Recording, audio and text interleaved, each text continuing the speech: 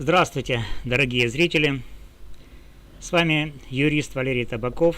Вы на моем канале, где мы разбираем самые острые правовые и общественные вопросы в Украине.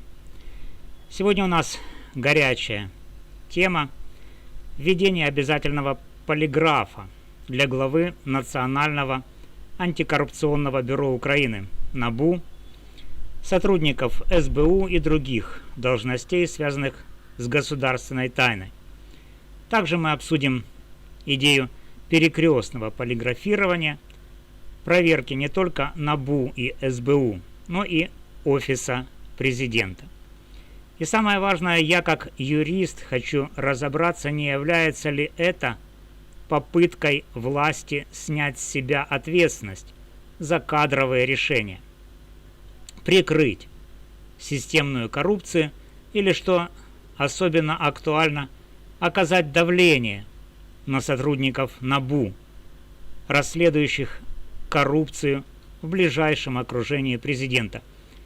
В одном из предыдущих своих видео я разбирал, как языковые скандалы в Украине, движимые Ириной Фарион, служили как бы ширмой для коррупции. Точно так же такой ширмой после смерти Фарион может оказаться и полиграфирование. Мы живем в сложное время: война с Россией, коррупционные скандалы, давление на антикоррупционные органы. Законопроект номер 13533, инициированный президентом Зеленским, обязывает сотрудников НАБУ, САП, БЭП, ГБР, нацполиции и других структур проходить полиграф раз в 2 года. Но есть тревожный нюанс. В первые 6 месяцев проверки будет проводить СБУ, что вызывает подозрение в политическом давлении. Более того, я считаю, что в этот период полиграфирование вообще не следовало бы проводить, и я объясню, друзья, почему. В этом видео я разберу, как работает полиграф, какие плюсы и минусы у этой инициативы, что думает общество, и дам свою юридическую оценку, поможет ли полиграф бороться с коррупцией или станет очередным инструментом манипуляций. Видео будет примерно 20-25 минут. Я постараюсь сделать его понятным, структурированным, интересным. Использую факты, сделаю выводы, проведу анализ. Погнали! Начинаем с основ. Что такое полиграф? Или, как его еще называют, детектор лжи. Это устройство, которое измеряет физиологические реакции человека, пульс, давление, дыхание, потоотделение во время ответов на вопросы. Идея в том, что ложь вызывает стресс, который полиграф фиксирует. Но важно понимать, полиграф не определяет ложь напрямую, он лишь регистрирует изменения в организме, которые могут быть вызваны не только обманом, но и страхом, усталостью или дискомфортом. Как юрист я должен подчеркнуть, в Украине, как и в большинстве стран, результаты полиграфа не имеют юридической силы в суде. Почему? Потому что это неточная наука. Доклад Национальной академии наук США 2003 года указывает, что полиграф может давать ложные результаты. Человек может нервничать из-за обстановки, а опытный лжец, наоборот, останется спокойным. В НАБУ полиграф используют с 2016 года для внутренних проверок.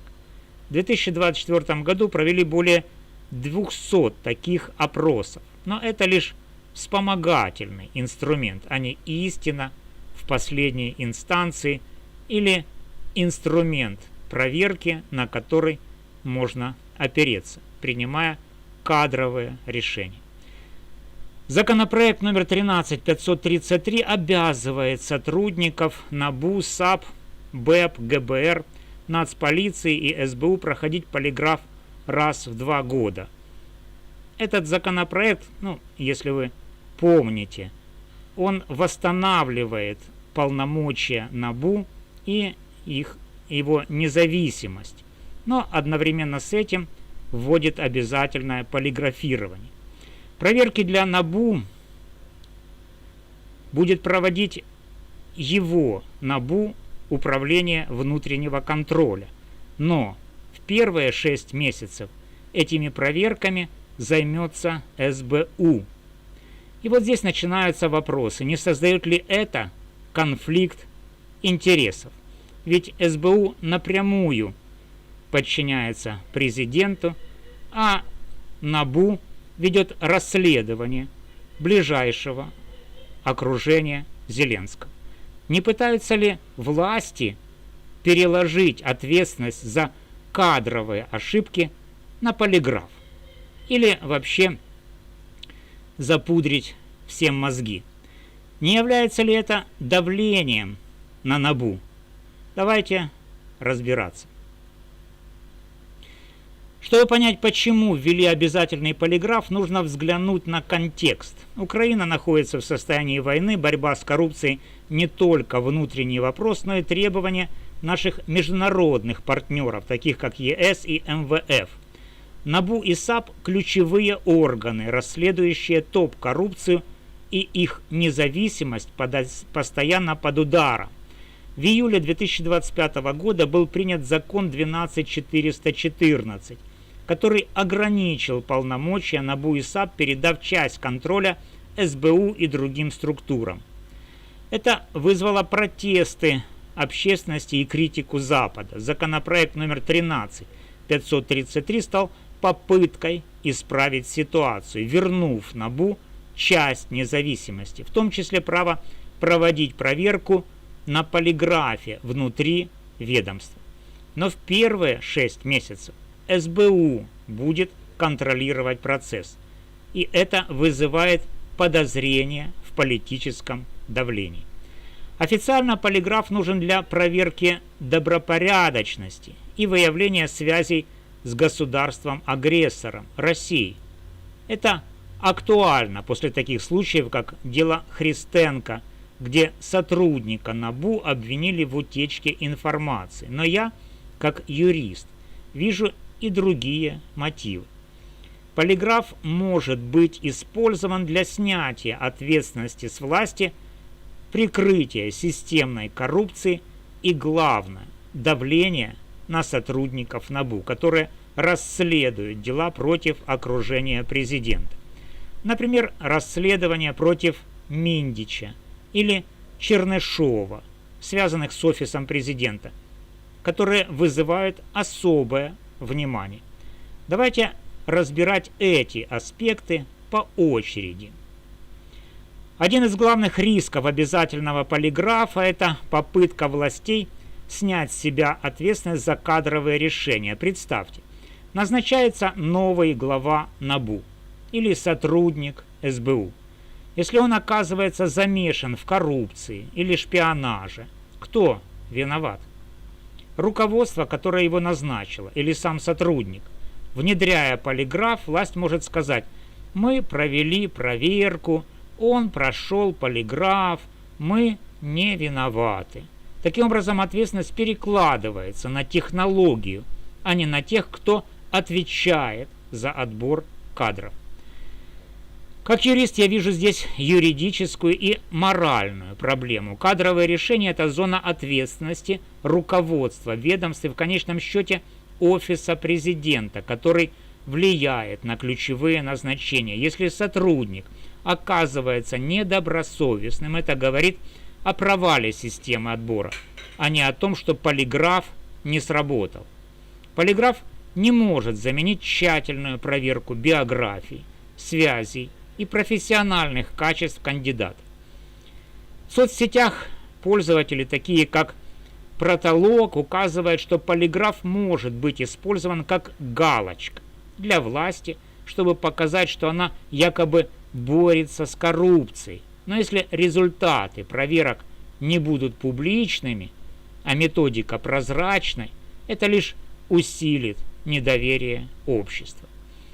Полиграф не решит проблему плохого управления кадрами, а лишь создаст иллюзию контроля. Еще более тревожный аспект. Полиграф может стать ширмой для системной коррупции.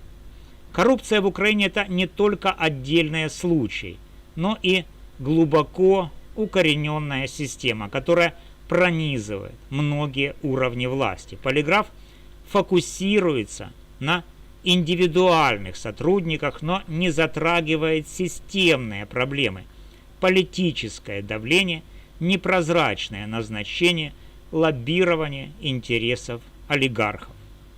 Представьте, сотрудник НАБУ проходит полиграф и объявляется чистым, но при этом он действует под давлением системы, которая не выявляется полиграфом. Например, расследование НАБУ против окружения власти, таких как дела Миндича или Чернышова, часто тормозятся из-за внешнего давления, а не из-за отдельных сотрудников. Полиграф не покажет, если сотрудник действует под влиянием офиса президента или СБУ. У него как бы есть своеобразная крыша, да? И он спокойно проходит полиграф. Эксперты, такие как Николай Мягков, указывают на лазейки в законопроекте 13533, которые могут быть использованы для защиты топ-коррупционеров. В соцсетях пользователь Укррусньюз пишет, что СБУ может сфабриковать обвинения против НАБУ, чтобы заблокировать неугодное расследование. Если полиграф станет инструментом выборочного давления, он не решит проблему коррупции, а усилит ее, создавая иллюзию борьбы, так сказать, дымовую завесу, ширму, такую же, какой служила в свое время Ирина Фарион с ее языковой проблемой. Как юрист я вижу опасность в том, что полиграф отвлекает внимание от реальных реформ, прозрачных конкурсов, защиты НАБУ от политического давления и независимого аудита. Без системных изменений полиграф останется пиар-инструментом для власти. Теперь давайте разбирать ключевой момент, почему проведение полиграфирования сотрудниками СБУ в первые 6 месяцев после вступления закона в силу выглядит как давление на НАБУ. Почему логичнее было бы вообще отказаться от полиграфирования в этот период? Законопроект 13533 предусматривает, что в первые 6 месяцев проверки сотрудников НАБУ, САП и других органов будет проводить СБУ. Это вызывает серьезные вопросы. НАБУ занимается расследованиями топ-коррупции, включая дела против людей, близких к офису президента. Например, дело Миндича или Чернышова напрямую затрагивает окружение Зеленского. Обыски СБУ в НАБУ в июле 2025 года, которые сопровождались обвинениями в шпионаже, расследований. Пользователь Протолог в соцсети прямо называет это политической расправой.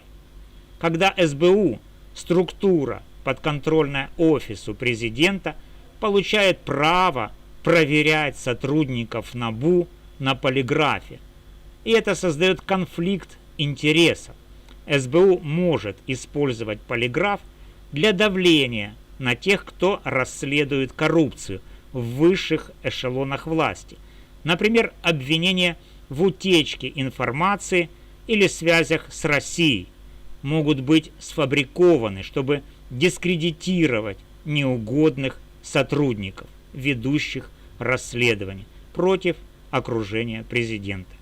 Пользователь Укррусньюз указывает, что такие действия СБУ выглядят как попытка подорвать независимость НАБУ.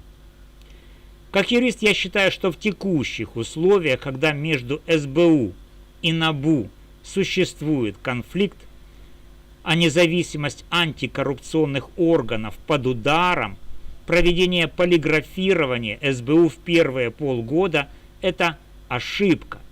Это не только не укрепит доверие, но и усилит подозрения в политическом давлении. Более того, логичнее было бы вообще отказаться от полиграфирования в этот период. Почему?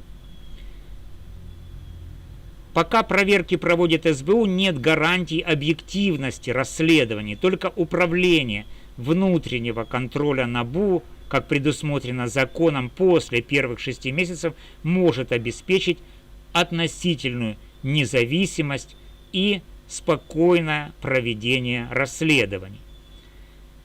Риск манипуляций. Полиграф – это ненадежный инструмент, и в руках СБУ он может стать оружием против НАБУ. И общественное недоверие. Пользователи в соцсетях требуют, чтобы проверки были публичными и независимыми. Полиграфирование же под контролем СБУ только усилит скептицизм. Вместо этого я бы предложил дождаться, пока проверки перейдут под контроль НАБУ, и разработать прозрачную методологию с участием международных экспертов. Это было бы честнее и эффективнее.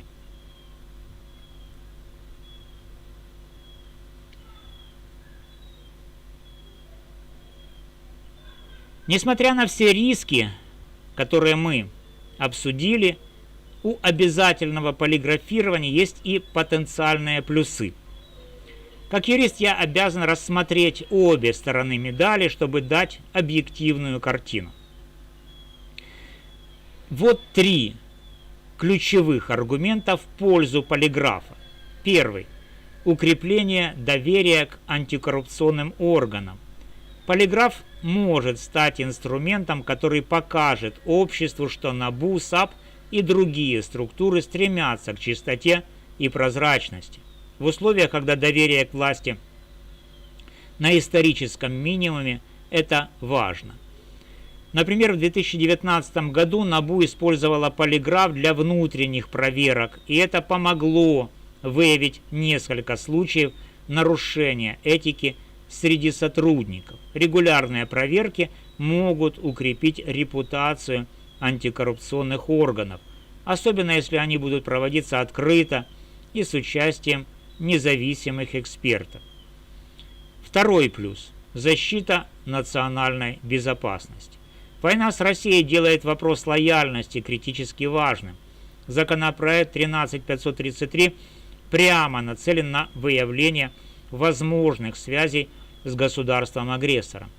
Если полиграф поможет обнаружить хотя бы одного сотрудника, работающего на врага, это уже оправдывает его использование. Вспомним дело Христенко, где сотрудника НАБУ обвинили в утечке информации. Такие случаи подчеркивают необходимость дополнительных мер контроля, особенно для тех, кто имеет доступ к государственной тайне. И третий плюс – снижение влияния СБУ на НАБУ.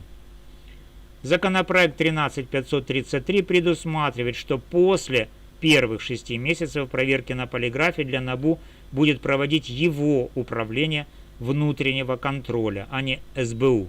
Это шаг к укреплению независимости антикоррупционных органов, которые ранее пострадали от закона 12414, ограничившего их автономию.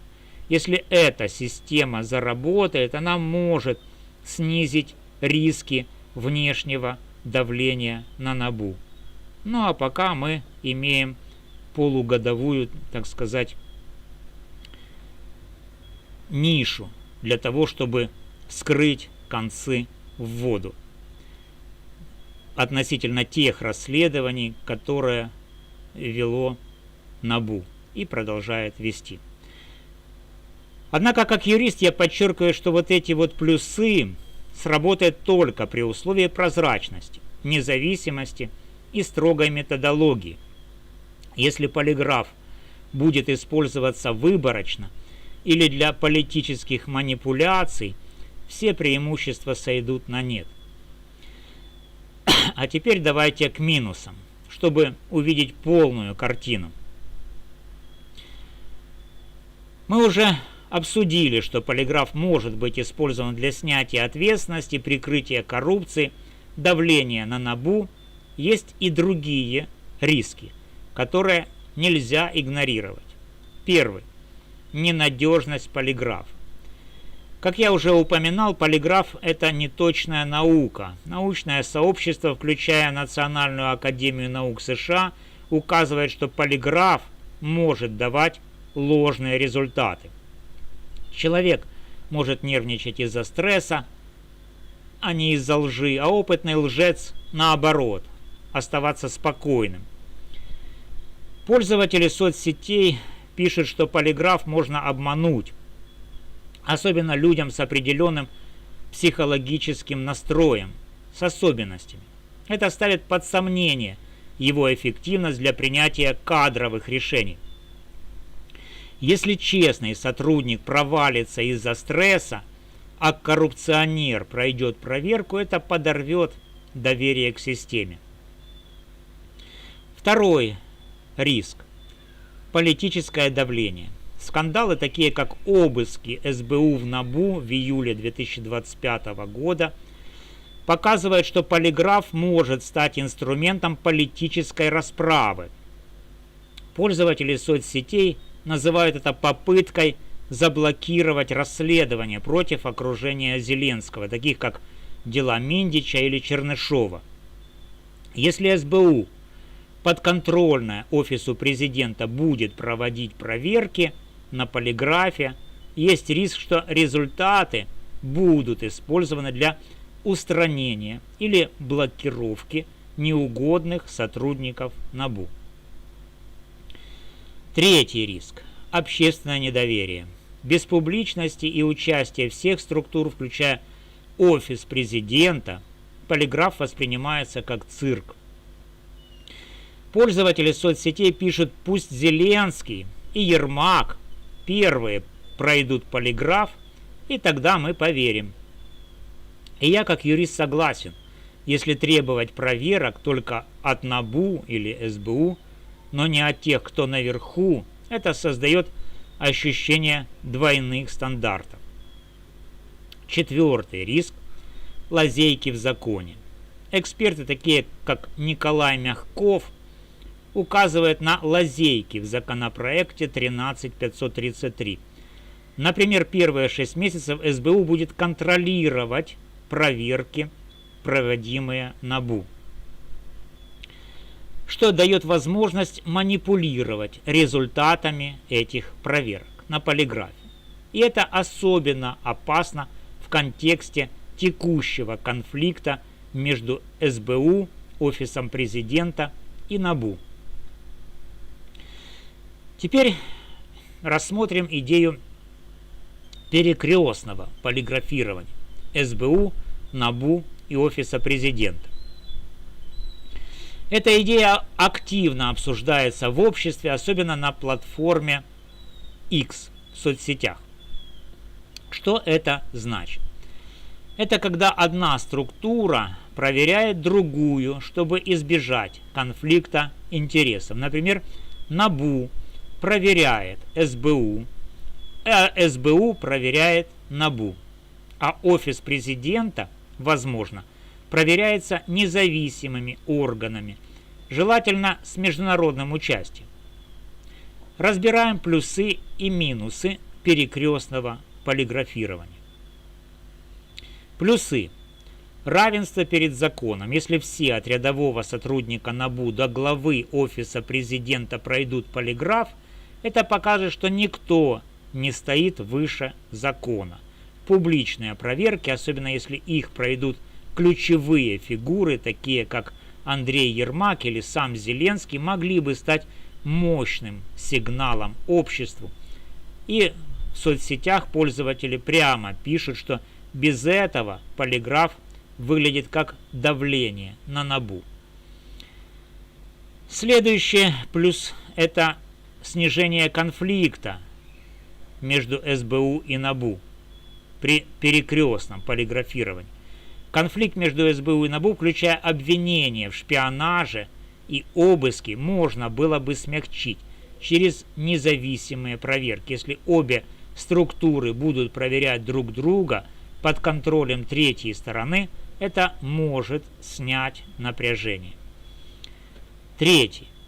Защита от внешнего влияния. Тоже плюс перекрестного полиграфирования.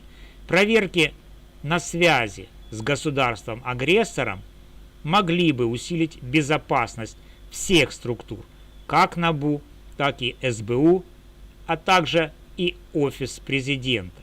И это особенно актуально в условиях войны.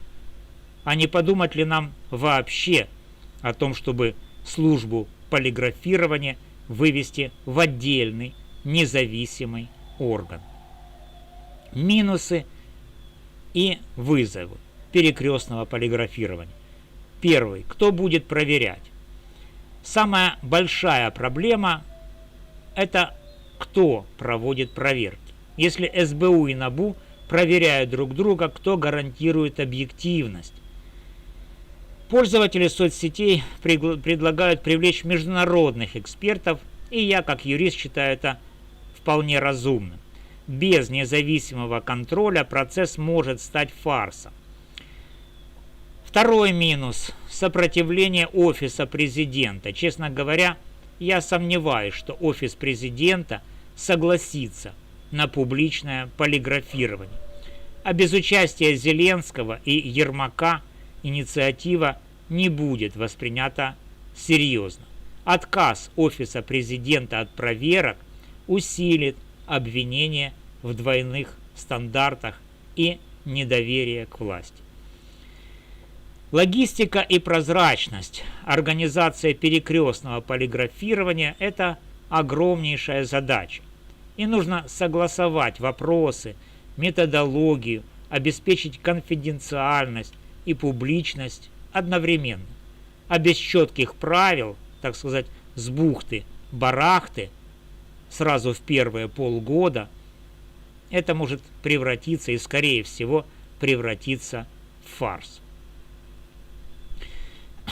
Вот несколько ключевых мнений спорных, которые пользователи соцсетей озвучивают в отношении полиграфирования.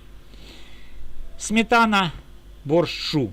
Полиграф – это хорошо, но пусть Зеленский и Ермак пройдут его первыми, иначе это просто давление на НАБУ. Протолог, говорит СБУ, обыскивает НАБУ, обвиняет в шпионаже, а теперь хочет проверять на полиграфе. Это пахнет политической расправой. Булба Степан пишет: Зеленский еще в 2021 году обещал проверки СБУ на полиграфе. Где они? Почему все только про НАБУ? И Укррусньюз. СБУ может сфабриковать обвинения против НАБУ, чтобы заблокировать расследование. И полиграф в их руках – это оружие. Ну, точно так же, как об этом в отношении мовы говорила Фарион. Эти посты показывают, что общество устало от выборочного подхода, от различных ширм коррупции, таких как языковый конфликт и теперь вот полиграфирование. Люди хотят справедливости и равенства. И я, как юрист, полностью поддерживаю идею, что проверки должны быть для всех. От рядового сотрудника НАБУ до главы Офиса президента. Но, друзья, нужно еще, кроме всего прочего, заглянуть в Конституцию и увидеть, что же там говорится. А там, друзья, говорится о том, что сбор информации, так сказать, досье запрещен. У нас что, Конституция в этом вопросе на паузе? Думаем. Как юрист я вижу в обязательном полиграфировании потенциал, но только при строгих условиях, без прозрачности, независимости и равенства перед законом, полиграф станет инструментом манипуляций. Ключевые выводы. Полиграф как давление на НАБУ. Проведение проверок СБУ в первые 6 месяцев – это явный риск политического давления, особенно на сотрудников, расследующих коррупцию в окружении президента.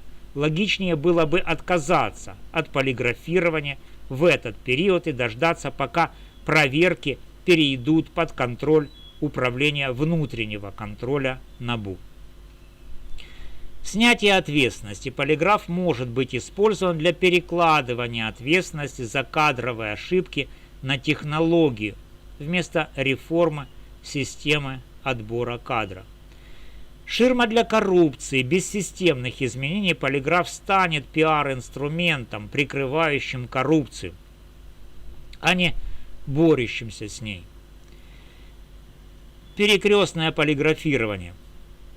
Хорошая идея, но только при условии независимости с участием международных экспертов, публичности и обязательного включения Офиса президента. Мой совет. Требуйте, друзья, прозрачности. Пишите петиции. Обращайтесь к международным партнерам. Только общественный контроль и давление сделают полиграф инструментом справедливости, а не манипуляций. Иначе он, в принципе, вообще не нужен, как об этом говорит Украинская Конституция. Спасибо, что досмотрели до конца. Тема была сложная, но я надеюсь, что кое в чем мы разобрались. Пишите в комментариях, что думаете о полиграфе, давлении на НАБУ и перекрестных проверках. Согласны ли вы, что в первые полгода полиграфирование лучше отменить? Подписывайтесь на канал, ставьте лайки, делитесь видео, донатьте. Вместе мы сможем добиться, чтобы власть слышала нас. С вами был юрист Валерий Табаков. До новых встреч!